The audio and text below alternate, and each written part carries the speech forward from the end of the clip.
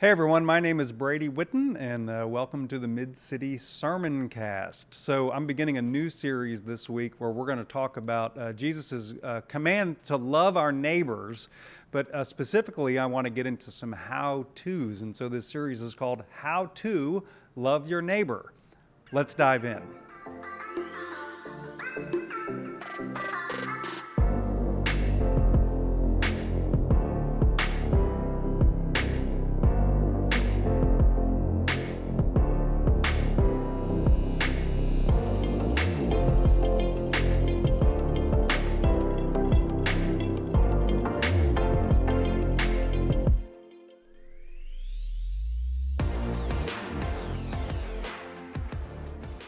So in Matthew 22, Jesus gives us a teaching that's known as the Great Commandment, and it is to love the Lord your God with all your heart, with all your soul, with all your mind, and all your strength, and to love your neighbor as yourself. And if you hear me preaching or teaching very much, you know that this is a really focal passage in my life. To me, it gives us real clarity about who we're supposed to be as Jesus followers, that we're to be people who love God, and we're to love our neighbors as we love ourselves. And I really see three kinds of love there. And whenever I talk to people about this, I think everybody kind of gets, a warm glow in their hearts, and they say, yeah, wouldn't the world be a much better place if we all just loved each other a little bit more? But as good as it sounds, when we realize when we're in relationships with other people that loving others is actually one of the great challenges of life. And so what I want to explore over the next several weeks are some how-tos about how we can love our neighbors. And I think this is particularly important as we find ourselves in very divided times as we come upon a national election. And what I want to do is just look at three biblical teachings about how we act towards or how we can love our neighbors. And the teaching today we're going to look at comes from Matthew 7. So hear these words. Do not judge so that you may not be judged. For with the judgment you make, you will be judged, and the measure you give will be the measure you get. Why do you look at the speck in your neighbor's eye, but do not notice the log in your own eye? Or how can you say to your neighbor, let me take the speck out of your eye, while the log is in your own eye? You hypocrite! First take the log out of your own eye, and then you will see clearly to take the speck out of your neighbor's eye. So the image that Jesus uses here of somebody with a log in their eye going around and trying to find a speck in other people's eyes is actually intended to be pretty funny. So can you picture it? Can you picture somebody walking around and they've got this gigantic thing in their own eye, and yet they're going around and they're pointing out all these little things in other people's eyes?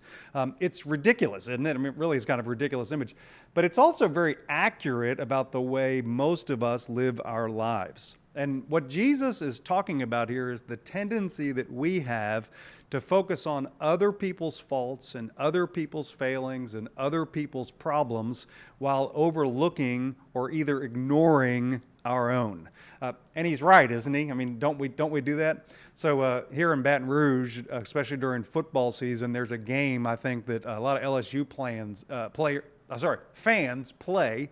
And that is on every single Monday, we criticize whoever the head coach of the LSU football team is. And it doesn't matter who they are, doesn't matter. They could have won us a championship last year. But on Monday, if LSU has not done very well the Saturday before, everybody's got opinions and criticisms. And I call it the what have you done for me lately syndrome, right? Or how about this? How about when you're in the car and your spouse is driving and you're the passenger, right? It's just so hard to keep your mouth quiet and not to criticize and say, hey, why are you going that way? Or watch out for the light. Or one of my favorite one-liners that I learned years ago, and this always gets me in trouble with my wife, is this.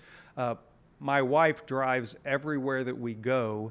She just lets me hold the steering wheel. And then what about politics, right? It's just so easy for us to think, what's the matter with those people on the other side? How can they be so ridiculous? Can't they see things the way that I see it?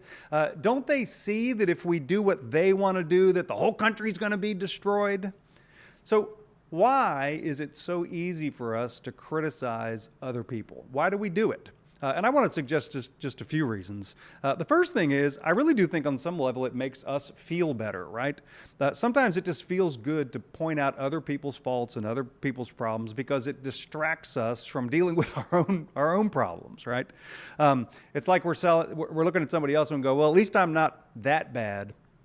I always like something that I heard the comedian Jeff Foxworthy say. He said, if you ever start feeling like your family is the goofiest, craziest, most dysfunctional family in the world, he says, just go spend 5 minutes at a state fair. And after you look at other people for a little while, you'll realize, hey, we're not that bad. I also think that when we criticize other people, it's part of playing the blame game. So we do have a lot of problems in our world, don't we? And there's a lot of things that we need to deal with. And sometimes we feel overwhelmed by all that, and we're looking for someone to blame. And it's just so much easier to point to other people and point to them and say, well, they're the ones who are messing this up, and they're the ones who are doing it wrong, as opposed to maybe asking the question of, what could I do differently, or how could I be a part of changing things? But I think another reason we do it, and this may be the most powerful one of all, is I actually think we think it will help. That if we see something else, somebody doing something wrong or seeing something that we would do differently, we think by pointing out the person's faults or pointing out their problems that somehow they're gonna correct themselves and the world's gonna be a better place. But let me ask you this. Has anybody ever approached you that way with kind of a nitpicking, critical, pointing out your faults kind of message? How's that worked for you? Like, has it helped you to I'm going to straighten that out and fix it right away? I can tell you with me, often it will have even the opposite effect, right? Kind of pushes me back even further into my bad behavior. The truth is, criticizing other people, for whatever reason, it really doesn't change anything, and it actually can make things worse. It blinds us to our own faults, it fosters divisions, and really it prevents us from loving people, which is what Jesus calls us to do. So what's an alternative? As opposed to going through life kind of fault-finding and picking on people, what's the alternative? And this is what Jesus is pointing us to when he says this. First, take the log out of your own eye, and then you'll see clearly to take the speck out of somebody else's eye. So there's a famous kind of analogy or metaphor that I learned years and years ago. It goes something like this. So when you point at somebody else, do you see how many fingers are pointing back at you? So if you point your finger, you got 3 fingers that are pointing back at you. And so I think what Jesus is suggesting to us here is that when we find ourselves criticizing others, we really need to take a moment and turn our attention towards ourselves and examine ourselves. So what are some questions that we might ask to help us evaluate ourselves? So here's some that I try to do. The first thing is this. Am I being harder on that other person than I am on myself? And I'll tell you this, so there's a lot of times I can be a little critical of other people, and I find myself going, well, they're not doing this and they're not doing that. But when I reflect, often I realize that I'm not doing the same things, or I'm guilty of doing the same things that other person is doing.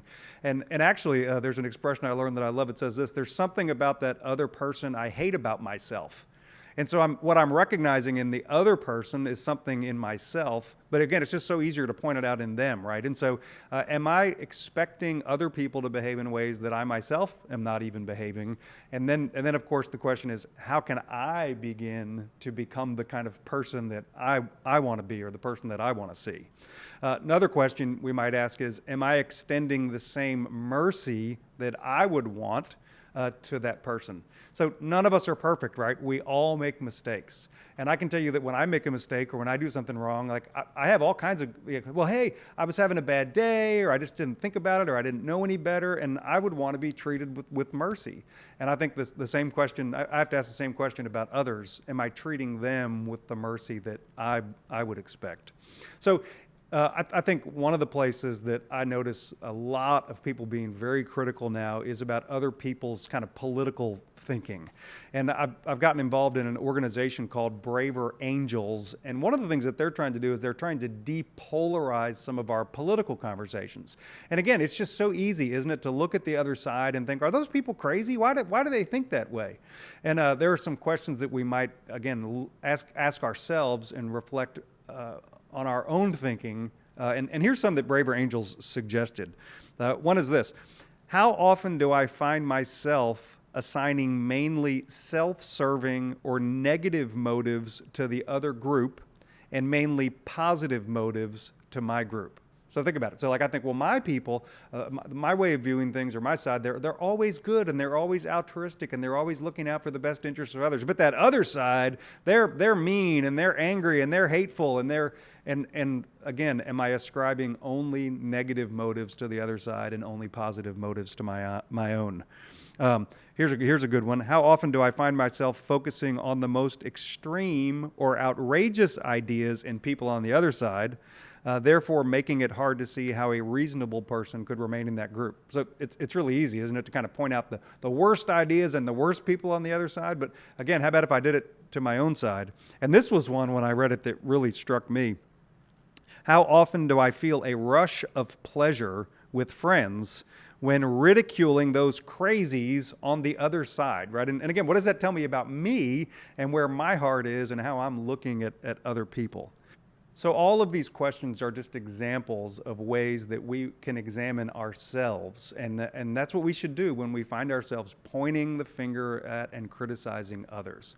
Now, some people take this teaching of Jesus's where he says, take the log out of your own eye, and then you can look at the speck in your neighbor's eye, and they think, okay, so once I get myself straightened out, like I've done 3 therapy sessions and I read a book, now I can go around and I can unleash my criticisms upon other people, and then I'm allowed to do that. But I would suggest to you that that's not what Jesus is saying here. I really like Dallas Willard's take on this particular scripture, and he says this. He suggests that the log in my eye is the part of me, or the desire that I have to even look for the faults and things to criticize in other people. You know, it's that kind of accounting and scorekeeping side that we all have. And he says that when we allow God's love to live in us and God's mercy to live in and through us, that desire we have to criticize others and to fault find goes away. That's the log that we have in our eye. And when we remove that log, I no longer look at other people as objects to be criticized, but I look at them as people to be loved. And I really like that way of thinking about this passage. In the end, loving our neighbors as ourselves means treating other people the way that I would want to be treated. C.S. Lewis has a great way of describing this. He says this: there is someone that I love, even though I don't approve of what he does. There is someone I accept, though some of his thoughts and actions revolt me. There is someone I forgive, though he hurts the people I love the most. You got any idea who that person is? That person is me. It's me.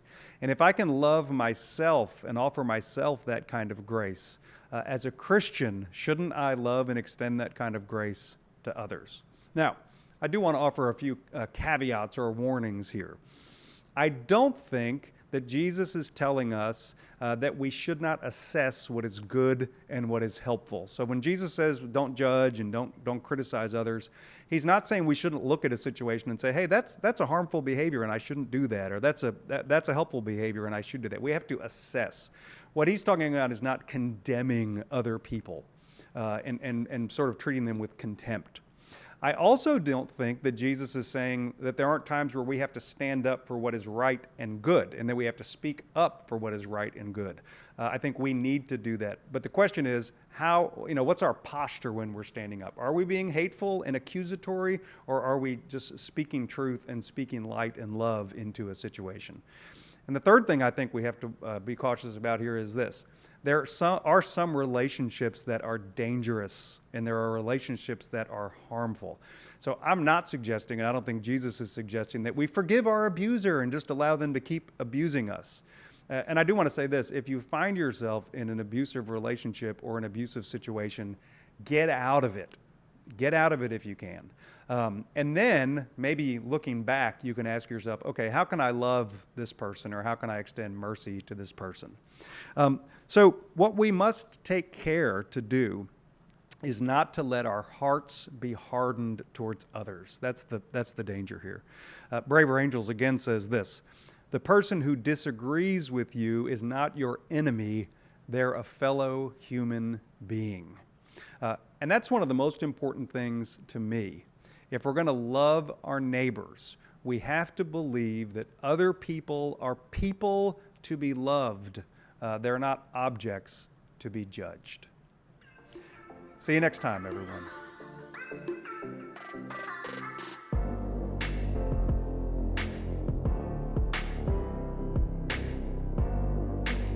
Thank you for joining us for this week's episode of the Mid-City Church Sermoncast.